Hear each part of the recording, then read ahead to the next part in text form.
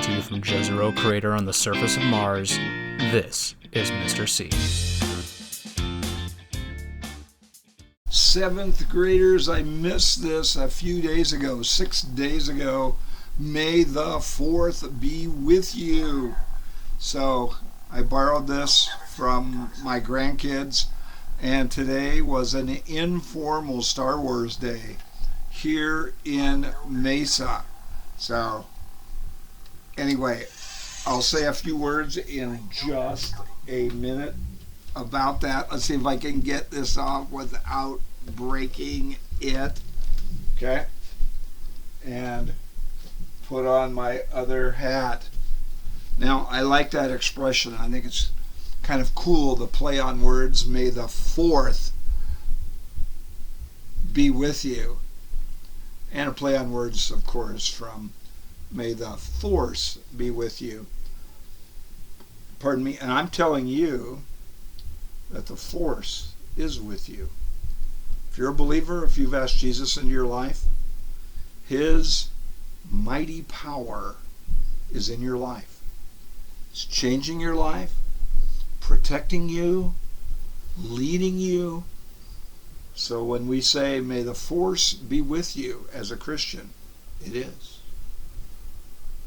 It says in Philippians, I can do all things through Christ. And it's a present tense in the original Greek manuscripts. What does it mean? It means I can continually do all things through Christ that He wants me to do throughout my day. I have the power, the force to do that. So anyway, I wanted to have some fun with that.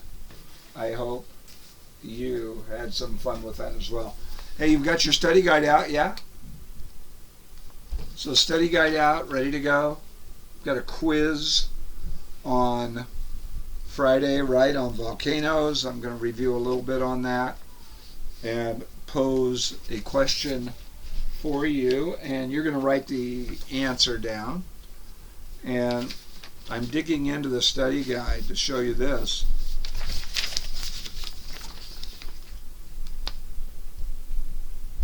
Your SSRs are due on Friday.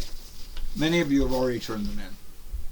But they're due on Friday. I'll collect them on Saturday and then log them in. After that, they're late. So the late rules are in force. So the late rules. Mr. C, how about your SSRs recently? I've had a number of SSRs. I've had a couple of really great walks.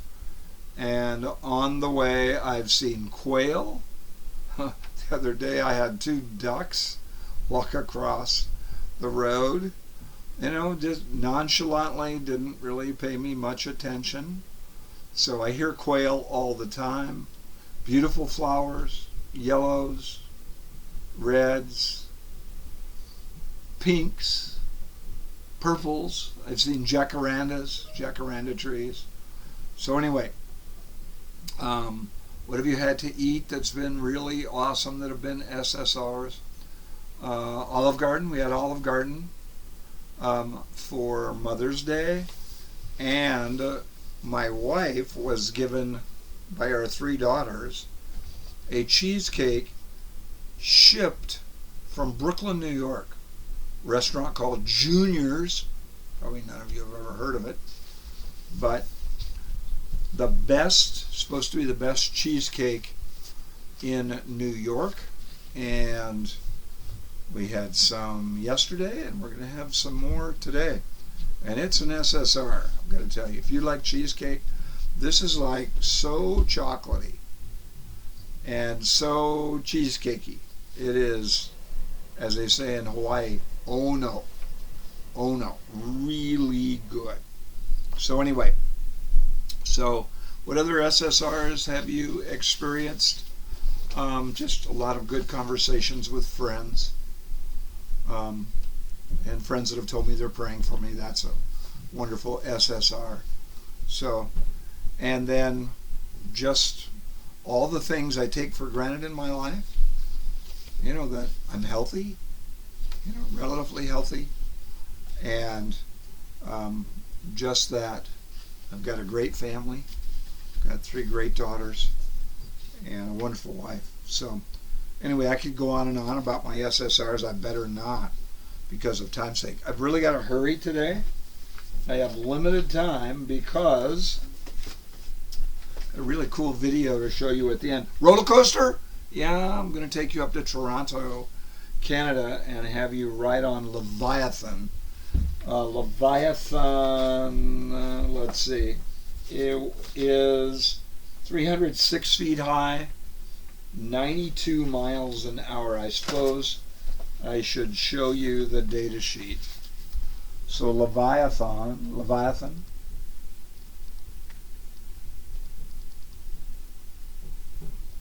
Toronto, Canada, 306 feet high, 92 miles an hour, so it's hustling. So you'd get a ticket on the 101 or 202 going that fast. So, but I have people pass me by all the time at that speed. I wanted to show you this before I get to the other really cool things really quick. Okay, I have 2 baseballs. One is styrofoam. Well, it's not styrofoam, it's almost like styrofoam. They're almost identical in size. The actual baseball probably weighs 10 times more than this. So the Galileo experiment would be in effect. Problem: will different weighted objects fall at the same speed? You recall this, right? So you'd make a hypothesis or a guess. I'm guessing the heavier one falls faster. People often have that hypothesis. And then variables controlled they'll be dropped from the same height at the same time. They're about the same size. Okay, so those are the variables controlled or kept the same. One variable not controlled, baseballs made of different material, and because of that it gives them different weight. And then you do the test over and over and over and over and over. You've got to have lots of data. If you don't have lots of data, you don't get a good conclusion. That's a terrible accent, right? So I hope Giovanni's not watching this one. My good friend Giovanni. Anyway, from Italy. So anyway, you gather a lot of data. You've got to have many, many hundreds and hundreds of trials or tests. And then your conclusion is solid. Your answer is solid. And you know the answer to this, and I might ask you a test question on the semester exam about it. If this experiment were done properly, it would take place in a vacuum where there's no air, no matter. Just gravity acting on the 2 balls, and then they would fall at equal speeds and hit the ground at the same time. So gravity pulls equally on them. But when there's air, that's another variable besides gravity that holds up lighter objects, slows them down. So anyway, no charge for that. So let's see what else I need to tell you. Friday's test is about volcanoes, so parts of a volcano: magma chamber, the main pipe or vents, side vents, crater, up on top, lava flow, magma, lava, lava, comes out of the ground. Magma is molten rock. And so parts of a volcano, kinds of volcanoes by shape: cinder cone. You should have this in your journal. Cinder cone, stratovolcano or composite volcano, and a shield volcano like Hawaii. And then a dome where the magma is trying to get out, pushing up, and can't, and often blows out the side and causes a very violent volcanic eruption, like Mount St. Helens back in May. I think it was May 18th, maybe, 1980. Hey, Mr. C, are you going to show us a video of Mount St. Helens eruption? I am. Yeah, tomorrow, actually. So I will tomorrow. So you will see that. Okay. A few other things about volcanoes, just really quick, that I want you to know. Let me pose this question to you. Why do some volcanoes erupt violently and others erupt quietly? The volcano right now in Iceland is sort of middle. It's actually mostly quiet. You know what the reason is? This will be on the test, semester exam, I guarantee it, and Friday. Why do some volcanoes erupt violently and others magma comes up, lava comes down? Why? It's what the chemistry of the magma is like. If it's really runny, it just comes up and runs out. It's runny. It's not explosive. If it's got a lot of gas in it, even though it's runny, it can explode up into the air, like the Iceland volcano was doing when I've showed it to you in the past. I'll try to show it to you tomorrow too. So, and you could show your parents for 5 points. Just Iceland volcano, and they'll get a live camera of it, and you can see it erupting. Here's the other reason. It's the chemistry of the magma. So it could have gas in the magma. Gas. Okay? If it's got gas, it'll explode, shoot it up into the air. But there's even something more explosive about the magma. What do you think it is? Got a hypothesis? Here's what it is. It's all about the chemistry of the magma, the elements that make up the magma. If it's a runny kind of chemistry, like I already said, it'll just run out. But if it's pasty and gooey and doesn't flow easily, it's very, what is called viscous. It resists flowing. Viscous magma. Viscous. Isn't that a cool word? Viscous. It doesn't flow easily.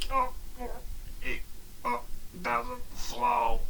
And if you've got that kind of magma, viscous magma, what happens is the pressure builds up and builds up and builds up, and it's not flowing easily out of the top vent, the main vent on top. It's not flowing out there, and the pressure is maybe building up on the side, or it's building up underneath the main vent, but it can't flow. So the pressure builds up and it inflates. It actually expands, like, and that's what happened with Mount St. Helens. The pressure underneath the volcano made it expand out the side, like, and finally the rock wasn't strong enough to hold back the pressure. So the rock broke and it erupted out that direction. So, and you'll see that tomorrow. It was extremely violent. It actually was fatal for 70 people who weren't supposed to be in the area, but they sneaked in to their eternal peril. So, anyway, why do some volcanoes erupt violently and some quietly? Because of the chemistry of the magma. If the magma is runny, it just can run down easily. But if it's gooey and pasty and sticky and can't flow, high viscosity, very viscous, then it resists flowing, the pressure builds up, it inflates, and finally blows. So, anyway, there you have it. More on volcanoes tomorrow. So, how much time do I have left? A little bit of time to review with you some. Okay, if you'll turn to page, I think it's 4, this is your periodic table of the elements. Semester exam, right? Use a 3x5 or 4x6 card. Fill it out on both sides. Mr. C, can we use all this data on the study guide? Sure. Yeah, you bet. So anyway, on the periodic table of the elements, these are the basic building blocks Jesus made everything out of. How many are there? About 100. You might want to write that at the top, about 100. 100. You should have this out. Mr. Phillips encouraging it. It's not an option. You're actively engaged here because you want to do well. I want you to do well. Everybody wants you to do well. Your parents want you to do well. Mr. Phillip wants you to do well on my semester exam and all of your exams. So do your part. Do your part. So there we go. And you can see that I've circled the elements you need to know. I think there's 6. The 2 that are found on the sun, hydrogen and helium. And you remember on the sun, hydrogen atoms collide with other hydrogen atoms. So hydrogen fusion, it's called fusion, they fuse together. And then they make helium and heat and light. So now it's not right here. You might want to write that. There it is. I do have it. Yeah, down below. 2, 4, 6, 7, like underneath the 7th row of elements. Hydrogen and helium, the elements on the sun, mostly hydrogen, because hydrogen and hydrogen are slamming into each other all the time and producing heat and light and helium. So anyway, the 2 major elements in Earth's atmosphere down below, nitrogen and 78%, O2, oxygen 19%. Do we need to know the symbols? You bet. Okay. Carbon is the element of living things. It's what Jesus designed living things out of. It's not the only element, but it's a biggie. And then iron, you already know about iron from your study of minerals. Incredibly dense and hard, attracted to magnets, it rusts. Okay, Fe, iron. C for carbon, N for nitrogen, O2, oxygen. Hydrogen, H, and helium is really easy, He. So anyway, at the top I've got the smallest part of an element is an atom. Good chance I'll ask that. And elements are just a different kind of atom. See that? Study this. So, and then next, how much time do I have? Do I have time? I do. So these 2 pages, have a look. You recognize this. You've got this out. You recognize this as a study guide before a test. It's now a study guide before the semester exam. I have down the categories you've got to know.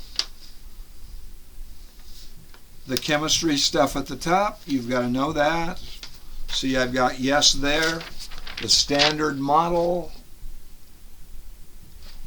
is the chart that shows the basic particles that everything is made of. Protons and neutrons are called quarks. Electrons are called leptons. Okay? And a kind of lepton are the neutrinos that pass right through our body. They're traveling so fast, and they don't hurt us. Okay? You've got to know what the LHC is, all of that. They're smashing protons together to find out what atoms are made of. The 4 fundamental forces of matter. Forces. There they are. Gravity, electromagnetic force, opposite charges attract, strong force that holds protons together in the nucleus, and the weak force. So the Higgs field, invisible field that exists, very mysterious, and the Higgs boson particle that gives mass to all particles. It's very mysterious. God designed it. He's mysterious. He doesn't reveal all his secrets. Will we ever know exactly about the Higgs field and the Higgs boson particle? Maybe, but maybe not. So, and the precise mathematical values of all of this proves that God designed them. You've got to know the gray whale information, the divine design of the gray whale. Yep.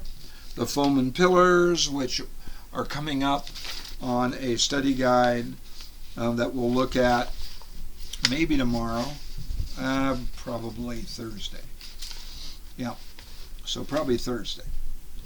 So anyway, on the back side, you've got some more pillar data there, and then I will ask this because I want you to remember this forever.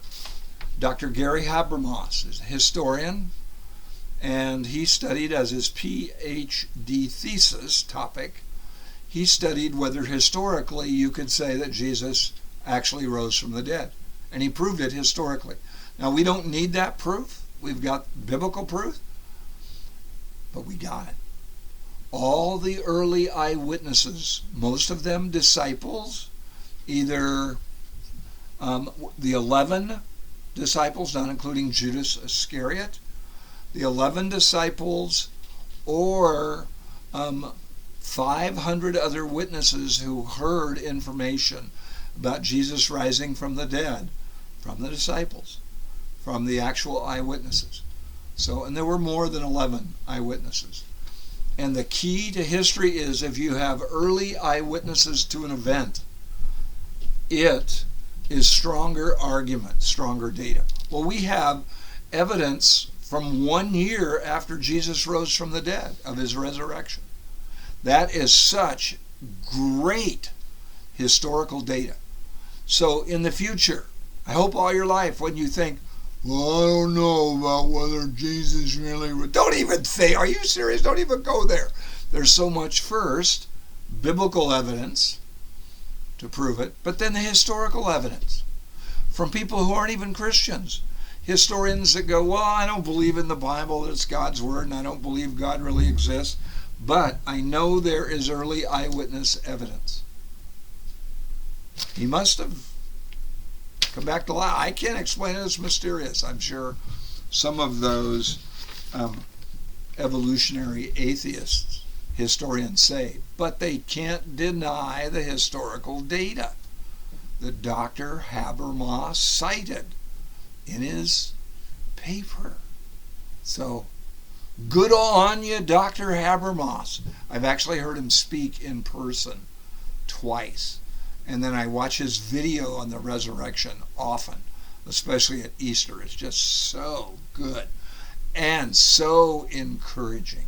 So anyway, it's just wonderful. Well, I've got to move on. So your homework tonight is R, your study guide, and volcano information. Now, I've got a video for you about the best ways to practice and get better at anything that you want to get better at. And you are going to write down some data on the very back page.